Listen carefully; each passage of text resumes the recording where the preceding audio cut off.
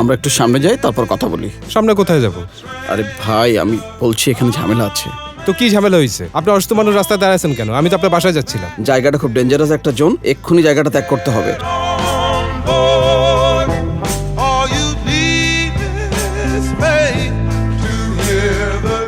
এগুলা ফালতু, এগুলা চিটিং ভাই। চিটিং কেন হবে? আমি আমার একটা বেস্ট অফার পেয়েছি, সে অফারটাকে কাজে লাগানোর জন্য একটা চেষ্টা মাত্র করেছি।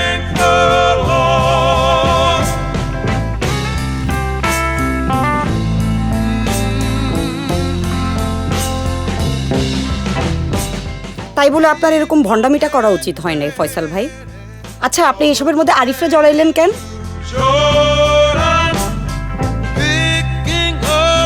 ভাই আসলে একটা ভুল হয়ে গেছে, বুঝছেন?